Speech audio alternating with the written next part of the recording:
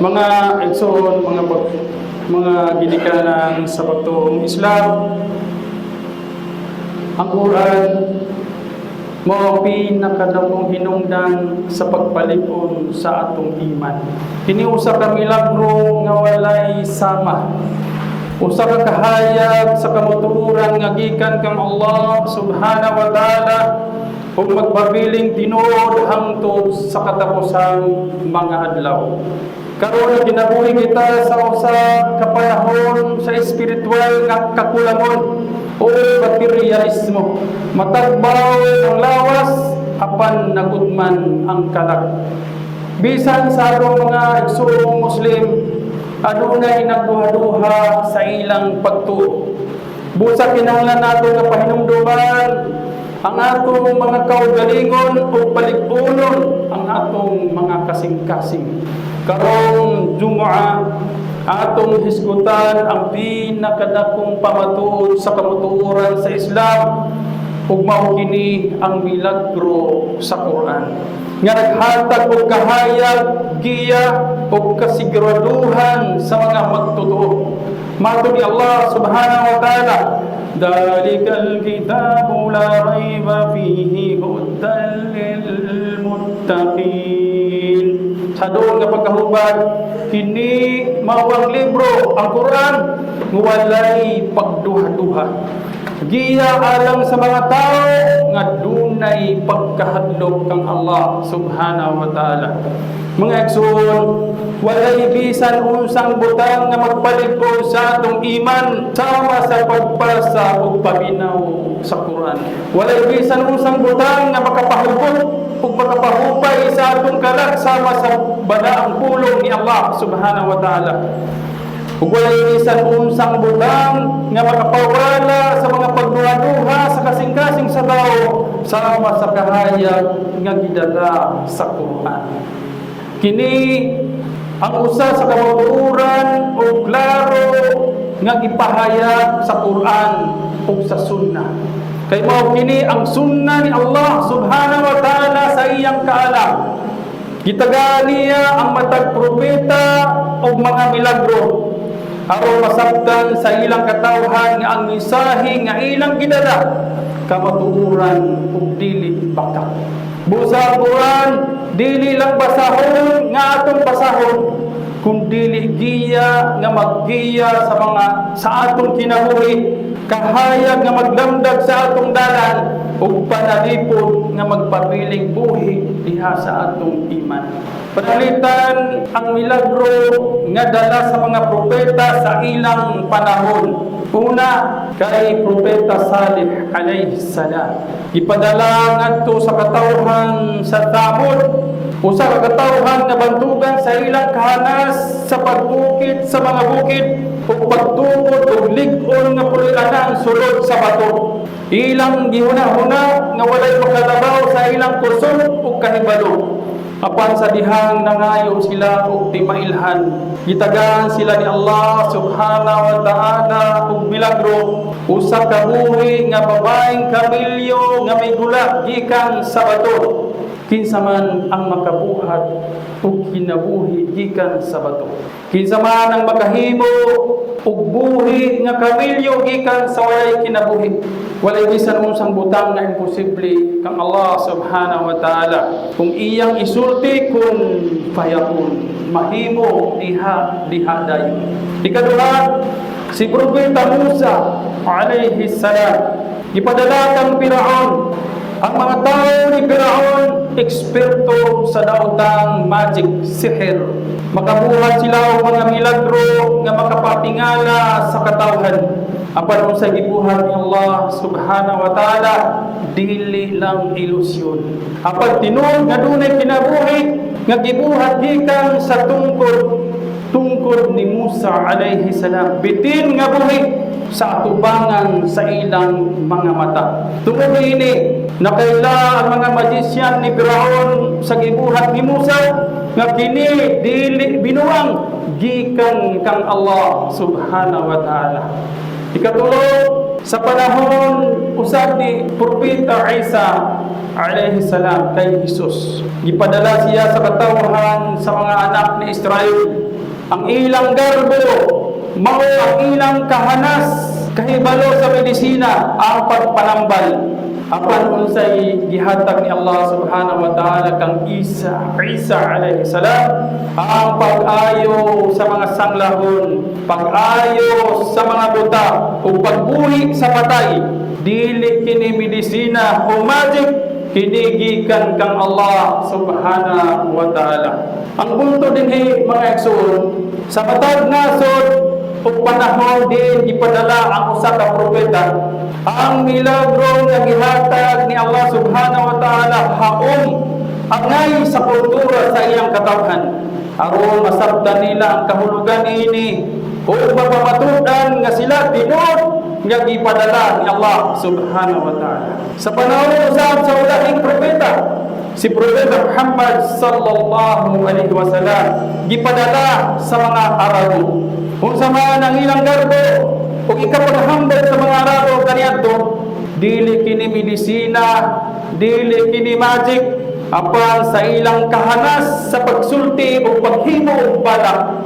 Maayo sila sa paggamit og lingwahe ug pagpamulong. Busa matagtuig human sa Hajj, ang mga tribo sa Arabia magpadala sa ilang labing maayo nga magbabalak. Ang labing bantugan nga labing nindot nga magbabalak o ang ilang balak nga hinimo ipahimutang diha sa Kaaba. O kini gitawag nila og al-mu'allakat as-sab'a. 7 ka bantugan nga balak nga gidisplay sa Kaaba.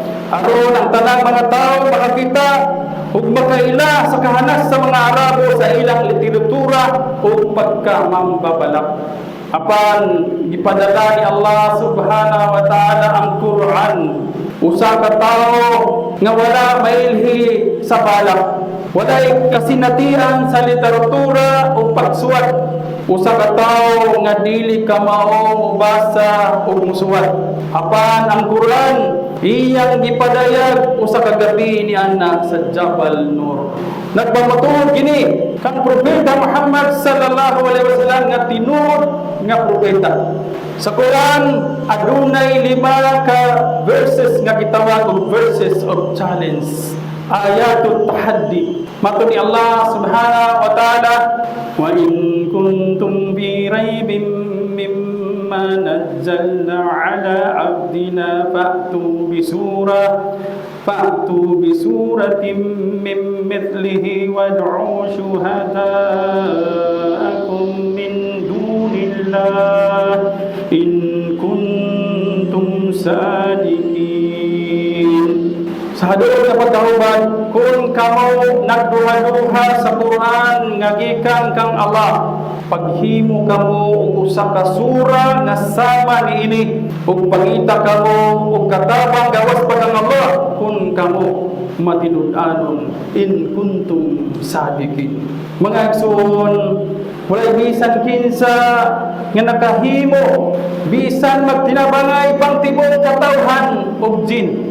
Matud ni Propeta Muhammad sallallahu alaihi wasallam sa hadlok nga pagkahubad, walay propeta nga wala hatagi og milagro nga tungod dinhi mituo ang mga tawo kaniya. Apan ang gihatag kanako mao ang wahyu nga gipadayag ni Allah subhanahu wa ta'ala ang Quran.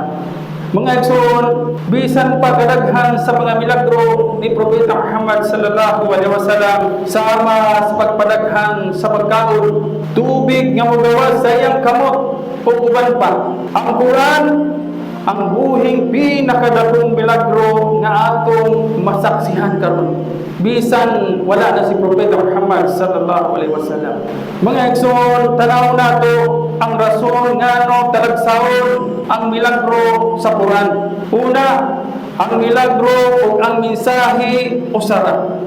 Wala magkinahanglan o gawas nga ebidensya, external evidence aron pagsuporta sa Quran. Kay ang mismong mensahe mauna ang milagro. Ikaduha, ang Quran walay limitasyon sa panahon o lugar. Bisan kinsa, bisan asa, ug bisan unsang panahon mahimong makasaksi ug makakita sa milagro niini. Mga igsoon, tungod niini ang pagbasa, pagpaminaw ug pagsabot sa Quran mao ang labing epektibo na paagi aron pagpalig-on sa atong iman. Ang Quran dili lamang balaang basahon, kini mao pinakadakong milagro ni Allah subhanahu wa ta'ala nga nagpamatud sa katuturan sa atong relihiyon ug naghatag og usok sa atong iman. Matud ni Allah subhanahu wa ta'ala, "Walaqad ji'nahum bikitabin fasalnahu ala ilmin hudan wa rahmatan liqaumin yu'minun." Sa doon nga pagkahubad sa pagkatinuod, kami nagpadala kanila og usa ka libro, ang Quran, nga klaro ug puno sa kaalam. Kini usa ka giya ug kanuoy alam sa mga magtutuo. Pasabot mga igsoon nga ang Quran naghatag og kahayag kanina ug kusog sa atong iman. Sa Quran, ang mensahe ug milagro gihiusa sa usa ka libro. Usa kini ka buhi nga giya nga nag-awhag sa kanatong mga Muslim nga maghuna-huna, mamalandong ug mosunod sa tinuod nga dalan ni Allah subhanahu wa ta'ala. Tanawa mga igsoon, balikan nato mga 3,000 na katuig ang milabay. Ang matag sugo ni Allah subhanahu wa ta'ala adunay iyang gihatag nga mensahe, adunay basahon ug adunay milagro nga magpamatud sa kamatuoran sa basahon ug mensahe. Si Musa alayhi salam gipakita ang milagro gamit ang iyang tungkod ug kamot ug pinaagi niini nahimo niya ang tanang milagro nga gihatag kaniya ni Allah subhanahu wa ta'ala. Adunay milagro, adunay mensahe. Si Propeta Isa alayhi salam nagbuhi ug patay, nagpang-ayo masakiton sa mga buta, sa mga sanlahon. Adunay milagro, adunay mensahe. Si Propeta Saleh alayhi salam sa katawhan sa Tamud naghimo sa siya og buhi nga milagro nga kamilyo. Adunay milagro, adunay mensahe. Sa mga naunang mga propeta, ang ilang mga milagro o ang mensahe wala mausa. Ang milagro pamatud sa mensahe o ang mensahe musunod pagkahuman sa milagro. Apan ng Quran lahi. Ang mensahe mao ang milagro. O ang milagro mao ang mensahe. Allahu Akbar. Ang Quran dili na kinahanglan og external evidence aron pamatud-an kini. Ang Quran mismo makahimo sa pagmatud sa iyang kaugalingon. Walay bisan unsang naunang pasahod nga sama niini. Matud ni Allah subhanahu wa ta'ala, "Walaqad ji'nahum bikitabin fasalnahu ala ilman hudan wa rahmatan liqaumin yu'minun." Sa pagkatinuod, kami nagpadala kanila og usa ka libro, ang Quran nga klaro ug puno sa kaalam. Kini usa ka giya ug kaluoy alam sa mga magtutuo. Mga igsoon, ang Quran naghiusa sa ebidensya, sa hagit, milagro o mensahe sa usa ka yano nga talagsaon nga paagi. Walay bisan unsang naunang basahon nga makabuhat nga sama niini. Alhamdulillah. Alhamdulillah Rabbil Alamin. Wassalatu wassalamu ala Rasulillah asyrafil anbiya wal mursalin nabiyina Muhammad sallallahu alaihi wa ala alihi wa sahbihi ajmain. Amma ba'd. Mga igsoon, mga ginikanan sa pagtuong Islam, ang Quran usa ka milagro nga dili sakop sa panahon ug lugar. Dili kini limitado sa usa ka siklo, sa usa ka nasod, sa usa ka tawo lamang. Bisan kinsa, bisan asa, bisan kanusa makakita, makasabot sa gahom, sa pulong ni Allah subhanahu wa ta'ala. Aron mas masabtan nato kini, tanaw nato ang pipila ka milagro nga gihisgutan anaa sulod sa Quran. Kung mangutana ko kaninyo, mituo ka ba nga ang sungkod ni Musa nahimong bitin? Ang tubag, oo. Kung mangutana ko kaninyo, mutuo ka ba ang kamot ni Musa mihayag? Ang tubago, mutuo ka ba nga si Isa alayhi salam nakabuhi ug patay? Ang tubago, karon ang pangutana mga igsoon, nganong mituo man kita? Ang tubag, klaro kayo, tungod kay ang Quran mismo nagsulti niini. Dili tungod sa mga testimonya sa ubang tao o sa ubang libro, apan direktang gikan kang Allah subhanahu wa ta'ala pinaagi sa Quran. Mao kini ang talagsaon milagro sa Quran. Dili limitado sa panahon o lugar. Direktang gikan sa Diyos kang Allah subhanahu wa ta'ala. Nagpaligon sa pagtuo pinaagi sa pulong, dili lamang pisikal nga ebidensya. Apan ang milagro sa Quran, dili kinahanglan nga anaka dito sa ikapitong siglo sa Arabia aron masaksihan nimo ang milagro niini. Bisan 1,400 na katuig ang milabay human nawala si Propeta Muhammad sallallahu alaihi wasallam, makakita gihapon ka sa milagro nga naa sulod niya ng Quran. Nakauban ka na to.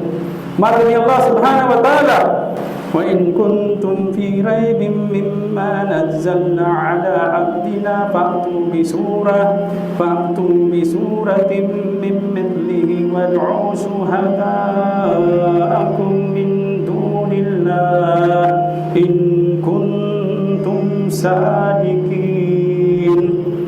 Sa doon nga pagkahubad-hubad kamo adunay pagduha-duha may tungod sa among gipanaw nga Quran ngadto kay Propeta Muhammad, na paghimo kamo bisan usa lang kasura nga sama niini ug tawgan ninyo ang inyong mga kauban gawas pagangala kun kamo nagsulti sa kamaturan. Mga igsoon sa pagtungong Islam, atong tanawon ang Quran, ang iyang milagro sa lingwahe, milagro sa pagpreserba, prediksyon ug epekto sa katawhan. Una, ang milagro sa lingwahe ug estilo. Ang pinulungan sa Quran klaro, hanay ug puno sa gahom. Kini usa ka paagi sa lingwahe nga dili gyud matugnan sa tawo ug bisan unsa pang balak. Bisan ang mga pinakabantugang mambabalak sa Quraysh wala makakita ug sama niini. Matud ni Allah subhanahu wa ta'ala, wa laqad yassarna al-Qur'ana liz-zikri fahal min mudhakkirin.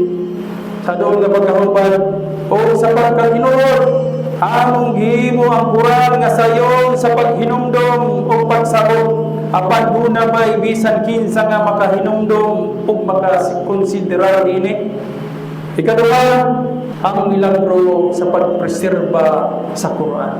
Ang Quran gi-preserve gikan sa una pang adlaw sa pagpadayag niini. Sa panahon ni Abu Bakar o ni Uthman, ipahiluna o gihiusa kini alang sa tibuok umma. Walay duha ka version usara ka Quran sa tibuok kalibutan. Dili sama sa ubang libro nga unlimited version ni bisan usa walay nakasabo sa maong libro. Apan ang Quran milyon ang nakasabo niini. Allahu Akbar. Katulo, ang prediction, ang panagna. Ang Quran nagpadayag sa umaabot nga panghitabo sama sa pagdaro pag-usab sa mga Romano batok sa mga Persiano. O kini nahuman o kini natuman sulod sa pipila ka tuig sa panahon sa mga naunang Muslim, sa mga sahaba. Ikaw pa ang milagro sa kasaysayan sa propeta nga wala pa nailhi sa mga tao sa Arabia kaniadto. Bisan pa si Propeta Muhammad sallallahu alaihi wasallam usa ka magbalantay sa garniro ug walay formal nga edukasyon, nakahatag sa detalyado nga kasaysayan sa ubang mga propeta ug panghitabo sa ubang nasod. Ikalima, monoteismo ug tuluhiya. Sa panahon nga daghan ang nagasimba og mga Diyos-Diyosan, ang Quran nagtudlo sa usa ka Dios, si Allah subhanahu wa ta'ala. Giklaro usab niini ang katudluan kabahin sa mga anghel o kapalaran ang kadar. Matud ni Allah subhanahu wa ta'ala sa hadol nga pagkahubad, Kamu wala nakahibalo kung unsa ang libro ni unsay pagtuo kaniadto apan kami naghimo nining Quran ingon nga usa ka lampara din kami naggiya sa bisan kinsa nga among gibuot sa among sulod sa pagkatino ikaw o Muhammad naggiya sa mga tao ngadto sa usa ka tulid nga dalan ika siyang syariah ug moralidad sa panahon nga daghan ang walay hustisya ug panahon sa kagubot ang Quran nagtudlo og hustisya maayong pamatasan ug pagpanilipod sa mga kababayan. Ikatlo, ang impact sa Quran diha sa kasing-kasing sa tao. Bisan ang dili kasabot ug Arabic, ang mga tao makadungog sa Quran, makahibalo nga kini dili pulong sa tao, pulong ni Allah subhanahu wa ta'ala. Ang mabati nga kalipay, kadasig, kahadlok ug paglawom, makasinati gihapon bisag dili kasabot sa Arabic. Ikawalo, ang milagro sa pag-memorize sa Quran. Bisan 10 anyos nga mga hufaz, mga naka-memorize sa Quran, ilang nasaguro ang 604 pages nga Quran, bisan wala sila kasabot sa lingwaheng Arabic ug walay sayop. Allahu Akbar. Dili lang kana, hasta ang mga buta nakasabo sa Quran. Kini usa ka buhi nga milagro. Matod ni Allah subhanahu wa ta'ala, bal huwa ayatun bayyinatun fis suduril ladina utul ilma. Sa dulo nga tunghulan kini ang Quran mao klaro nga aya sa kasing-kasing kaniadto gihatagan sa kaala. Tungod dinhi mga igsoon sa pagtuong Islam, walay pagkaduha ng Quran mo'y pinakadakong milagro nga gihatag kang Propeta Muhammad sallallahu alaihi wasallam.